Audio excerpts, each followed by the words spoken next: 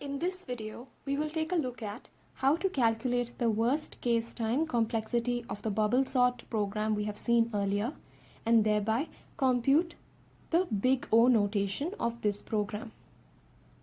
So let's start by defining what the worst case of bubble sort is. In the worst case of bubble sort, in which we are trying to arrange elements in an array in ascending order, the worst case would be if we receive an array which is in descending order. In such a case, all the loops will run maximum number of times, and at every time the if statement is going to be entered. So what is the worst case?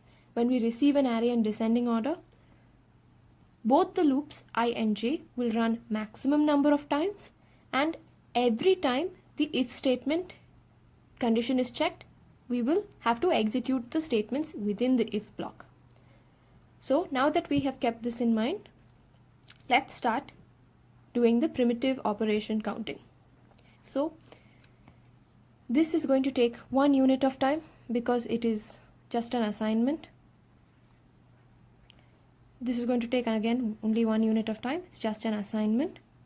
Now we come to the loops. We have said that the length of the array or the number of elements in the array is capital N. So first let's see that this I loop, how many times does the I loop execute? Let's say, keep an example n equal to 5. So I goes from n minus 1, so it goes from 4 all the way till I is greater than or equal to 1. So this is I equal to n minus 1 all the way till I is greater than or equal to 1. So the last value of I is going to be 1. So what are the different values of I? 4, 3, 2, 1. How many times does this loop execute? 1, 2, 3, 4, 4 times. If n is 5 and the loop executes 4 times, what can we say? That this loop is going to execute n minus 1 times.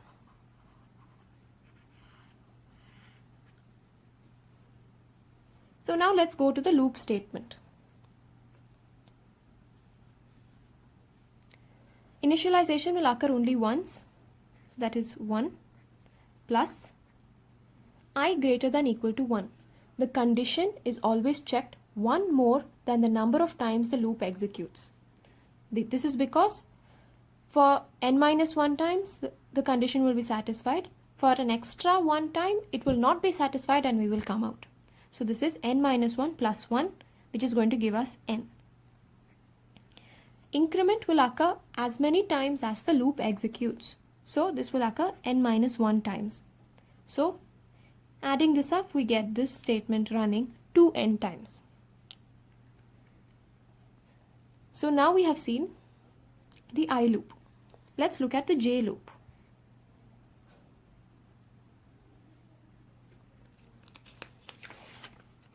So let's keep the same thing as n is equal to 5. In such a case, what were our values of I? We got I as 4, 3, 2 and 1.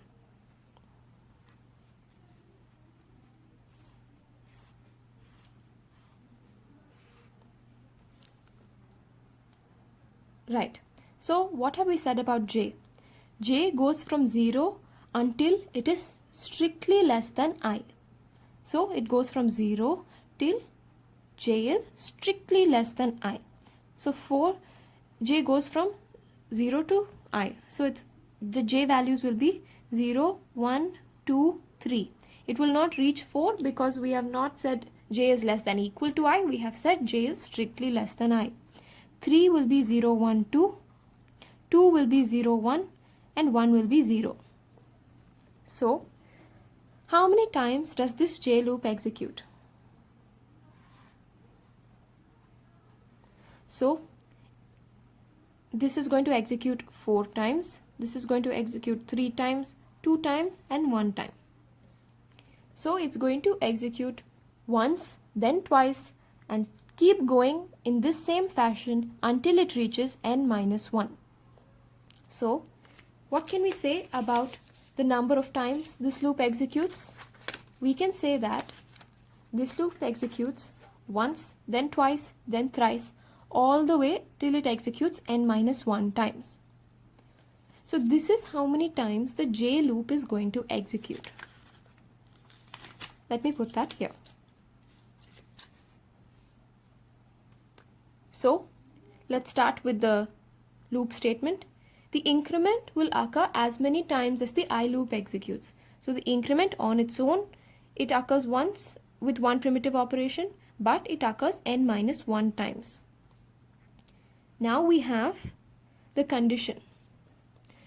The condition will occur or will execute one more than the number of times the loop executes. So let me say that this quantity is equal to x, so that I don't need to write this whole thing every time I want to refer to it. So it's going to occur x times. So what is the number of times the condition will execute? X plus 1 times. What is the number of times the increment will execute? X times. Because increment executes as many times as the loop executes. Now the question may arise, why am I not multiplying x plus 1 with n minus 1? Or the number of times the outer loop is executing. This is because when we say x is equal to once and then twice and then thrice till n minus 1, we are including all the cases of the I loop. This is not executing just for one instance of the I loop, but at some instance of the I loop we are only executing one time. At another instance of the I loop we are executing 2 times. So when we say that the loop executes x times, we take into consideration all instances of the I loop. So we don't have to multiply it by n minus 1. So this is equal to x plus 1 plus x. Now let's see the if statement. The if statement has 2 indexes into an array and 1 comparison. So it's going to take 3 primitive operations on its own. However, this is inside the J loop and it will occur x times. So this will be 3 into x. Each of these operations include 1 indexing and 1 assignment. So each on its own takes 2 primitive operations. This, however, occurs x times. So this will be 2x, this will be 2x, this will be 2x. We come out of the if block, we come out of the J loop, we come out of the I loop.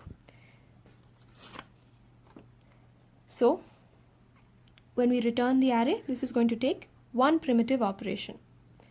Now we are done with listing out each statement how many primitive operations it takes. Now all we need to do is add this up. So adding them all up, we get T of n is equal to 1 plus 1 plus 2n plus n minus 1 plus x plus 1 plus x plus 3x plus 2x plus 2x plus 2x plus 1. Simplifying this, we get 11x plus 3n plus 3.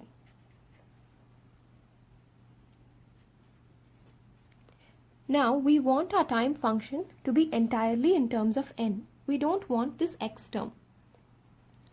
So let's see how we will simplify the x term.